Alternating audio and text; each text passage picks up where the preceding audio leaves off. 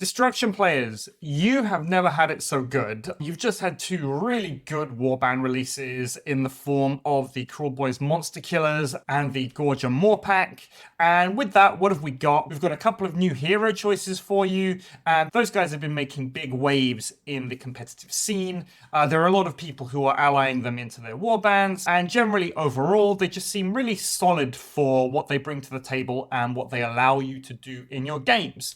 So we're going to be looking at all of the allies available for destruction to see what's changed over the last year, and I'm going to be going through the best allies that you can take, what they're for, and why you would want to take them. As always, if you like what you see and you want to help me out a little bit, please don't forget to like and subscribe. And alternatively, if you want to give me a little bit more support, you can check out my YouTube membership. All the links are down below. You can check out my Patreon if you want some behind the scenes content, you want early access to my stuff, or maybe you want to have some kind of say into the videos that I'm doing next. That might be something for you. Or alternatively, you can join me on Streamlabs and throw some support my way like that. But yeah, without further ado, let's get into the video. Okay, so one thing, and I think the main thing really that Destruction has going for it, is they have a variety of different allies that they can take, really for any situation, which allows them to be extremely flexible during their list building. One of the advantages that they have that some of the other Grand Alliances don't necessarily have is that they have viable damage dealers at all points levels, meaning they can go anywhere from the 135 Ardboy boss all the way up to the 235 point clawback. Each one of these guys will have different pros and cons. They'll have different strengths and weaknesses, but ultimately they will all do damage and they will all do it in a fairly efficient way. If we had to look at something like Grand Alliance Chaos, where the damaging allies of choice really are limited to things like the Thomoroid Crusher, the Varangard, or maybe even the War Queen, you can see here that Destruction have a whole host of units, and this allows them to be very flexible in your list building. So what I've done here is I've picked out 5 of the most commonly used allies, and I think these are the ones that you're going to be wanting to bring anyway. It's worth noting that all of the Iron Jaws on this list, so the Ardboy boss and the Mega boss, they do benefit from the charge double, so they will be able to get into fights more quickly. They also benefit from WoW, which allows friends around them to be able to get bonus movement. And this is a theme that we can generally see going across most of the list that we've got here. The Crusher itself has on the Moor path, which allows it again to get into combat more quickly on a double. And we've got the Clawback also, who being part of the new Gorger Moor Pack warband, also has access to a double that will allow it to move more quickly. So it's really that combination of speed and hitting power that any of these fighters have going for them.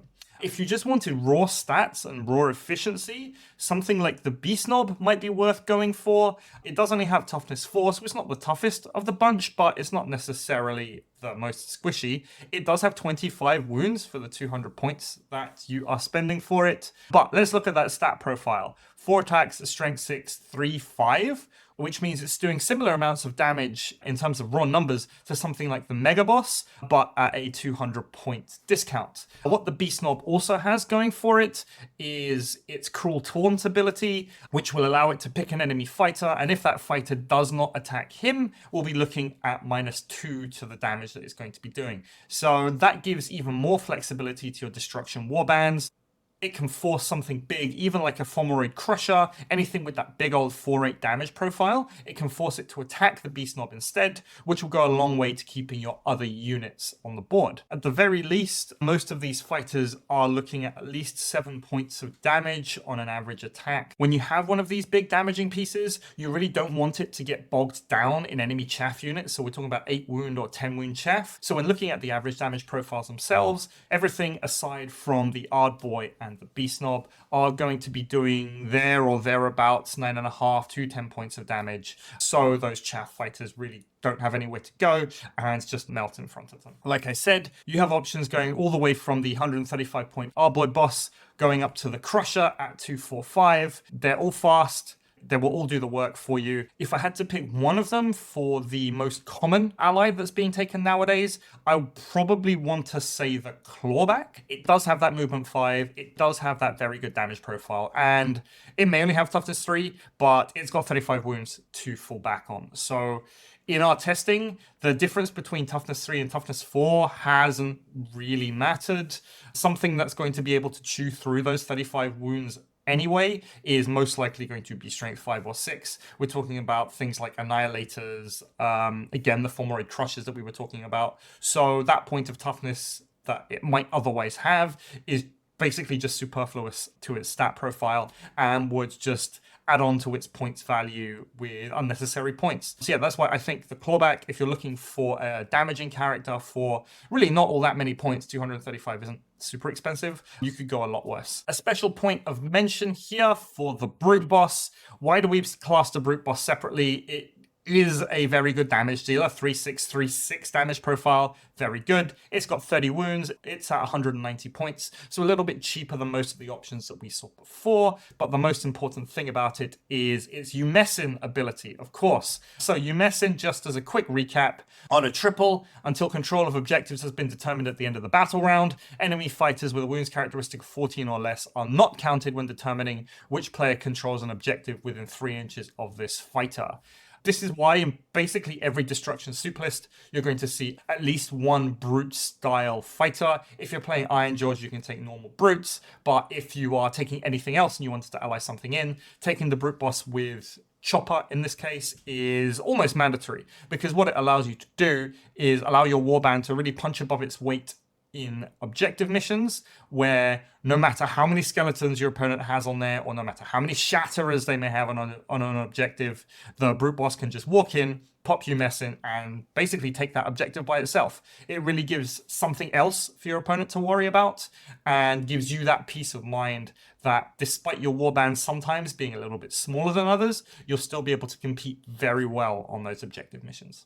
Next up, a talk about Destruction allies would not be complete without talking about the Boggle-Eye and the Brugit. These are Destruction's 2 utility fighters. It's not very common in other Grand Alliance warbands to be able to see easily allyable nets and easily allyable damage boosts. And that's exactly what the Brugit and the Boggle-Eye are. If we start with the Brugit, it's 70 points, it's 12 wounds, so it's unusually tanky for its cost, but the real reason why you're bringing it is for its Loon Shrine Potion double. You pick a visible enemy fighter within 3 inches, and then until the end of the battle round, you're going to add 3 to the attack's characteristic of the next melee attack action made by that fighter. So if we remember those big damaging fighters that we were talking about before, most of them, if we were looking at the 4-8 damage profile on something like the Crusher or the Mega Boss, you're looking at 3 or 4 attacks. Those 3 or 4 attacks suddenly go to 6 or 7 attacks, which allow the Crusher or the Mega Boss to effectively one-shot anything that they run into. And that's really where the strength of the Brugit lies, in that suddenly these fighters who are sitting at around about 200 points, 230 points, they are not going to get bogged down by chaff units anyway, because they have enough raw damage to do it. But any kind of mid-range fighter, so we're talking about the 130 to 150 point range, 20 wound Stormcast, 20 wound bespoke warband leaders, they'll just fold to something like a Crusher or a Mega Boss that's been boosted by the Loon Shrine Potion. And that's really where the strength lies. And because that damage boost is not coming from the fighter itself, it's coming from the Brugit, the fighter is free to use whatever abilities that it might have. So let's say we're talking about the Clawback, it can use that charge ability to get in there, then it can swing with no reduced effectiveness. That's really where the strength of the Brugit lies, and it's why 99% of the time, if you're looking at competitive destruction warbands, you'll have a Brugit in there, along with one of those other fighters that we've already talked about, because the combo of the two allows for a really strong, really powerful guided missile that will go into whatever it is that you point it at and more than likely kill it. On the other side of things, we have the Boggle-Eye. Again, it's 70 points, 12 wounds, which is pretty good. It allows it to stick around for a while, but the Boggle-Eye has the Mesmerize double, and the Mesmerize is super straightforward. You pick an enemy fighter within the distance of the ability, so if you roll a 4, it's got 4-inch range. You roll a dice, and on a 3 or more, that fighter can't make move actions or disengage actions. So it's a net to begin with. It's a 3+ net, which is better than a lot of other nets out there. And the range on it, depending on the strength of the double that you roll, can actually be pretty high, up to 6 inches, which massively ups the utility of whatever warband it is that you're going to be putting the Boggle-Eye into.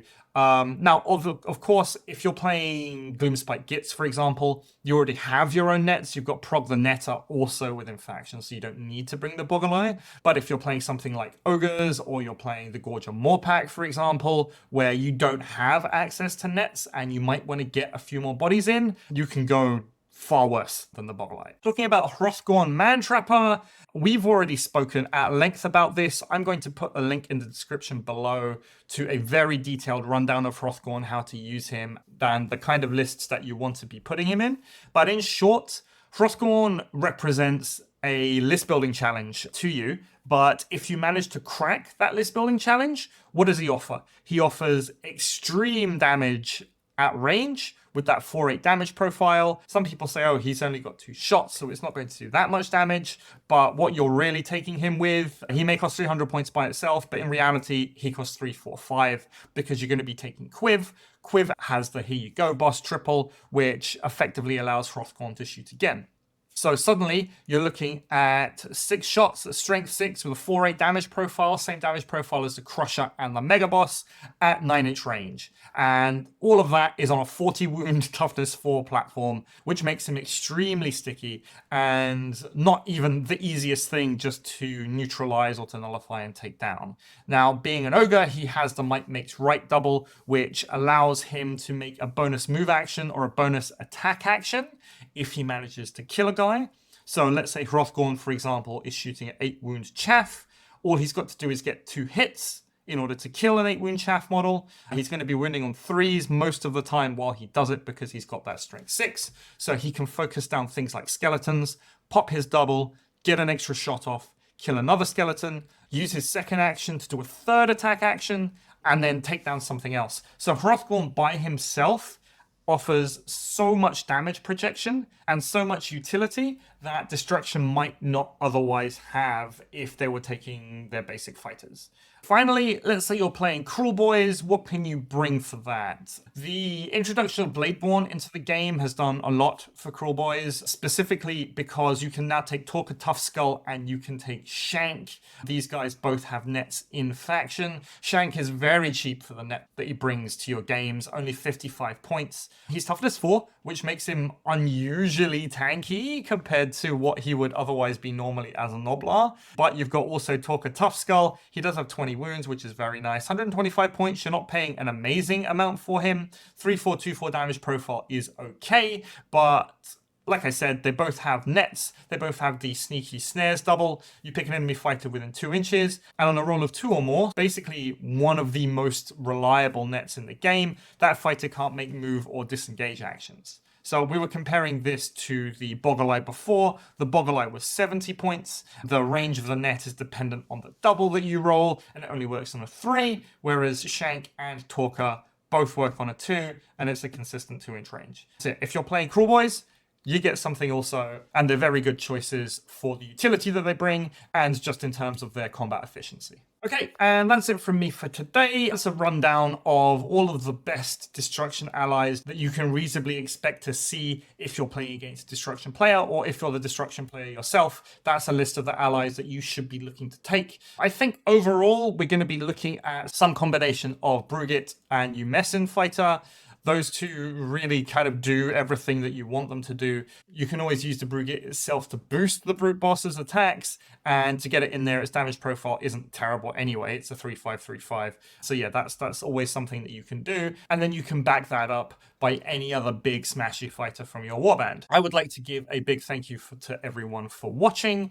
Like I said before, if you like what you see and you want more content like this, please don't forget to like and subscribe, and let me know down in the comment section below what you think about this list of Destruction allies. If you think you have any allies that you've been using that I've missed, or any other combos that you might have within the Grand Alliance Destruction that you think could do with a mention. And yeah, that's it from me for today. Thank you very much for watching. I've been Itan, this has been Off Meta Musings, and I will see you next time.